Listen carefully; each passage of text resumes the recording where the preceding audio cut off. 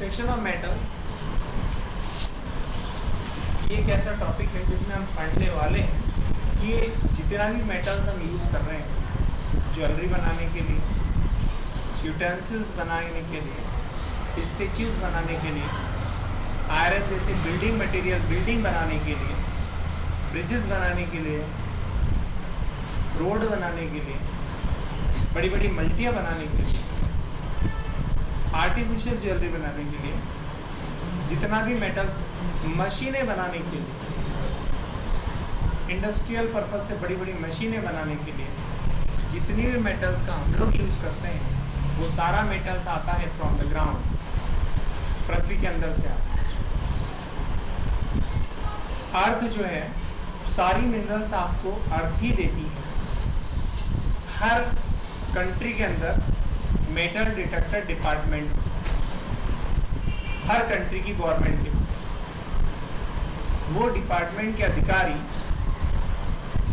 अपनी जमीन पर खुदाई करेंगे, वहां से क्या निकालेंगे, रॉ मटेरियल निकालेंगे, या तो कुछ एलिमेंट के फॉर्म में या तो कुछ कंपाउंड के फॉर्म में। उसमें इम्प्योरिटी बहुत ज्यादा होती है। जैसे अपन आयरन को निकालें अर्थ से तो आयरन पहचान में नहीं आएगा। आयरन निकलता है Fe2O3 के फॉर्म में, ऑक्साइड के फॉर्म में, और Fe3O4 के फॉर्म में, और भी बहुत सारे हैं। फिर से देख लीजिए, आयरन को अगर आप में से अंदर से निकालें तो वो निकलता है Fe2O3 के फॉर्म में, हेमेटाइट के फॉर्म में, या Fe3O4 के फॉर्म में, मैग्नेटाइट के फॉर्म में।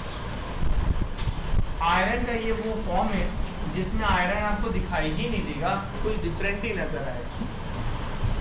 इसी प्रकार से यदि हम जिंक की बात करें तो जिंक भी निकलता है जिंक ऑक्साइड के फॉर्म में या जिंक कार्बोनेट के फॉर्म में, कंपाउंड के फॉर्म में। ये सारे जो कंपाउंड है वो निकलते हैं फ्रॉम द ग्राउंड।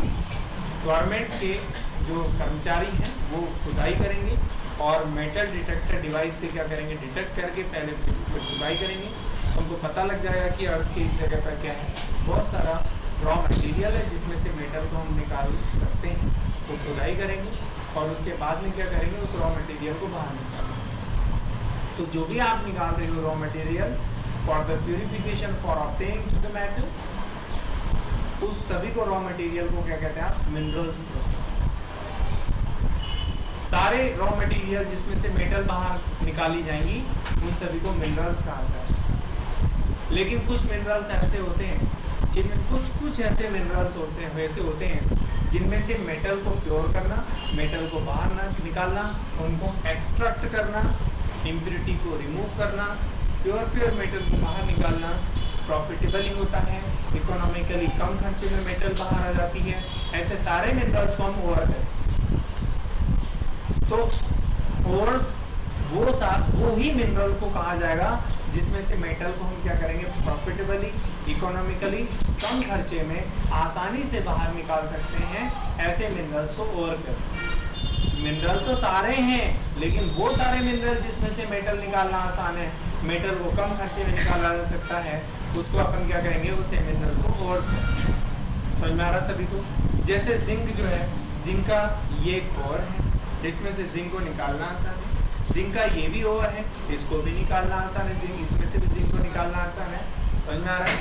लेकिन इनके अलावा जो भी होते हैं, जो कंपाउंड है जिंक है, वो जो है उनमें से जिंक को निकालना थोड़ा टिपिकल होता है। तो मिनरल तो सभी हैं लेकिन उन सारे मिनरल्स में मेटल को निकालना आसान, उनको क्या कहते हैं, अपन ओवर कहते हैं। तो सारे के सारे मिनरल्स जो हैं वो ओवर्स नहीं हो सकते, लेकिन सारे के सारे ओवर्स क्या होते हैं, मिनरल्स हो सकते हैं। ये CBSE में क्वेश्चन भी पूछा था।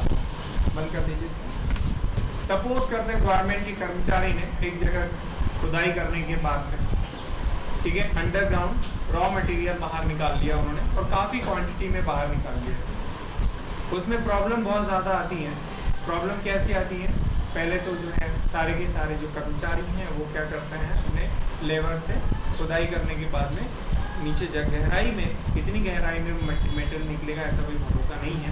खुदाई करते जाएंगे इसके बाद में कुछ गहराई पे जाने, बहुत ज़्यादा गहराई पे जाने के बाद वो पता लगता है हमको क्या, ठीक है भाई ये मिनरल में बहुत सारा आयरन अपन बाहर एक्सट्रैक्ट कर सकते हैं, निकाल सकते हैं।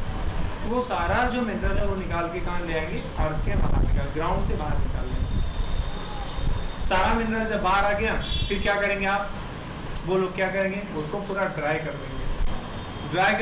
ड्राई करेंगे कई दिनों तक, सुखाएंगे, क्योंकि वो तो मिट्टी में से बाहर है भाई, ग्राउंड से निकला ना, ग्राउंड में तो बहुत सारा पानी है, तो जब खुदाई करते हैं तो बहुत सारा पानी निकलता है वहाँ पे, बहुत सारा वाटर फ्लो के साथ में निकलता है। तो उसकी भी अरेंजमेंट करते हैं कि वो पानी को बाहर करने की व्यवस्था करें, मोटर लगाएं, पानी की व्यवस्था करें और रॉ मटेरियल जो निकला उसको बाहर निकालें। फिर उसको कई दिनों तक क्या करते हैं वो लोग, ड्राई करते हैं और बहुत सारी क्वांटिटी में निकालते हैं भाई, बहुत ज़्यादा क्वांटिटी में निकालते हैं, ठीक है, बहुत ज़्यादा बड़ी बड़ी मशीनें लगती हैं।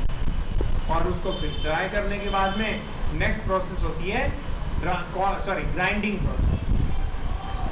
ड्राइंग के बाद क्या आता है, ग्राइंडिंग प्रोसेस। बड़ी बड़ी मिल्स होती हैं, बहुत ज़्यादा बड़ी बड़ी मिल्स, बिल्डिंग के आकार की मिल्स होती हैं, और उन मिल्स में क्या किया जाता है, उस सारे रॉ मटेरियल को ग्राइंड किया जाता है, जिसमें छोटे बड़े पत्थर हैं या पूरा जो आपका मिनरल है या जो ओवर है वो अच्छे से क्या हो जाता है, ग्राइंड हो जाता है। क्लियर हुआ? अब ग्राइंड होने के बाद में फिर एक प्रॉब्लम आता है कि सर उसके अंदर छोटी छोटी मिट्टी के जो मड पार्टिकल्स हैं उनको तो अपन धो के निकाल सकते हैं, उनको तो वैसे धोधा करके छान करके धो करके बाहर निकाल सकते हैं। तो बड़ी बड़ी मशीनें होती हैं और मशीनों में वाटर फ्लो किया जाता है, और जो ग्राइंडेड ओवर है उसको भी वहाँ डाला जाता है। तो ग्राइंडेड ओवर जैसे ही पानी के करंट में जाएगा, पानी का करंट उसकी जो मड है, जो छोटे छोटे डस्ट पार्टिकल्स हैं उनको धो के क्या कर देगा, दूर कर देगा। मतलब लाइट वेट इम्प्योरिटी की वो उससे क्या हो जाएंगी, दूर हो जाएंगी, और आपका जो मिनरल है उसमें जो मेटल की जो क्वांटिटी है वो थोड़ी सी उसका परसेंटेज लेवल क्या हो जाएगा, बढ़ जाएगा, क्योंकि उसमें से इम्प्योरिटी बाहर निकाल लिया आपने, मड वगैरह बाहर निकाल ली, तो भाई उसमें जो है मेटल का कॉन्सेंट्रेशन क्या हो जाएगा, बढ़ जाएगा। इम्प्योरिटी को, लाइट वेट इम्प्योरिटी को दूर कर दिया पानी से दूर करके ग्रेविटी की वजह से, जिससे उसके अंदर मेटल कॉन्सेंट्रेशन क्या हो जाएगा, बढ़ जाएगा, मेटलिक कॉन्सेंट्रेशन बढ़ जाएगा इम्प्योरिटी को दूर करने के बाद। इस प्रोसेस को कॉन्सेंट्रेशन प्रोसेस कहते हैं। क्या कहते हैं? तो कॉन्सेंट्रेशन क्या है, the removing of the light weight impurities from the grinding over से ग्राइंडेड ओवर से लाइट वेट इम्प्योरिटी को रिमूव कर देना ही क्या कहलाएगा, concentration. The concentration is the process in which the light weight impurities are removed by the current of the water, by the gravity, by the magnet, with the help of the magnet, from the mineral या from the ore। समझ में आया? मतलब over mineral में से light weight impurity को क्या कर देना, रिमूव कर देना। This process called the concentration. Concentration के लिए हम लोग 4 मेथड यूज करने वाले हैं, ठीक समझ में आ रहा है? सबसे पहला है levigation process, gravity separation process और मैग्नेटिक सेपरेशन प्रोसेस। समझ में आ रहा है? एक और होती है, उसको नहीं पढ़ना आपको, मैंने 3 प्रोसेस बता दिया आपको। समझ में आ रहा है सभी को? कौन कौन सी? लेविगेशन प्रोसेस, मैग्नेटिक सेपरेशन और ग्रेविटी सेपरेशन। तो तीनों मेथड अपन पढ़ने वाले हैं, क्या होती है मैं बताऊंगा आपको। इसके बाद में जब कॉन्सेंट्रेटेड हो जाएगा वो, मिट्टी दूर कर दोगे तो वापस उसको सुखाना पड़ेगा, उसको ड्राई करना पड़ेगा, और उसके बाद में बहुत बड़ी क्वांटिटी में होता है, छोटा मोटा नहीं क्वांटिटी में नहीं होता। देन आफ्टर आप उसको क्या करेंगे, एयर के साथ गर्म करेंगे। किसके साथ हीट करेंगे आप? एयर के साथ। ठीक समझ में आ रहे हैं? एयर के साथ गर्म करने वाली प्रोसेस को हम कहते हैं कैल्सिनेशन। अगर उसको एयर के साथ गर्म करोगे और बहुत ज़्यादा हीट करोगे एयर के साथ, तो उस प्रोसेस को कैल्सिनेशन कहते हैं। उसके अंदर जितने भी एक्स्ट्रा एलिमेंट हैं वो ऑक्सीजन के साथ रिएक्शन करेंगे और गैस में कन्वर्ट हो जाएंगे, और वहां से वो सारे एलिमेंट क्या हो जाएंगे, रिमूव हो जाएंगे। समझ में आ रहा सभी को? और ऑक्साइड बन के और मेटल भी वहां से जो क्या करेगा, ऑक्साइड बन के बाहर आ जाएगा। ऑक्साइड बन के क्या हो जाएगा, बाहर, जिससे ऑक्साइड बन के बाहर आ जाएगा। इसको ऑक्साइड वर्क कहते हैं।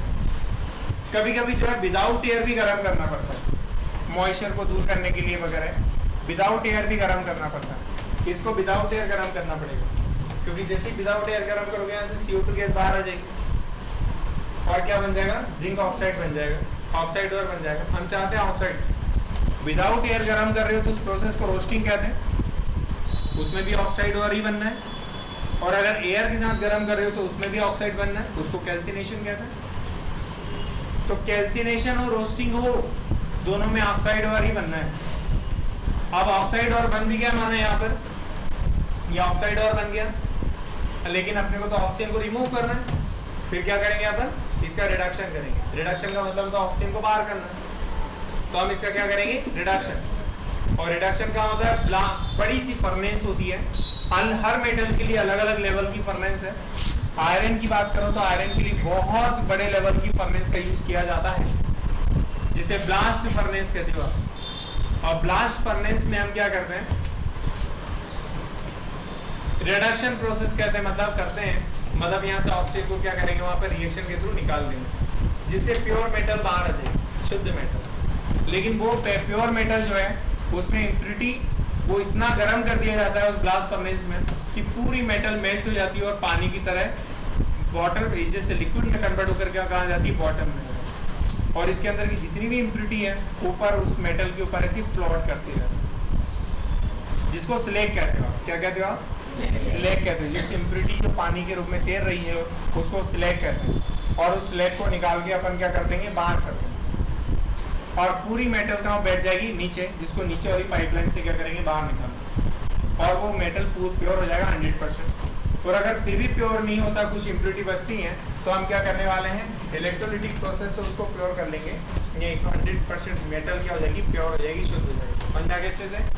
तो ये जो मैंने बताया एक्सट्रैक्शन ऑफ मेटल का ये पूरा प्रोसेस है। ये एक्सट्रैक्शन ऑफ मेटल का क्या हो गया, पूरा प्रोसेस मैंने आपके सामने बोल के दिखाया। समझ आ गया सभी को। Minerals are those elements or compounds from which occur naturally, जो नेचर में पाए जाते हैं, in the earth crust के अंदर, from which, समझ में आ रहा है, metals are extracted, जिनमें से मेटल बाहर निकाला जाता है, are called minerals। समझ आ रहा है।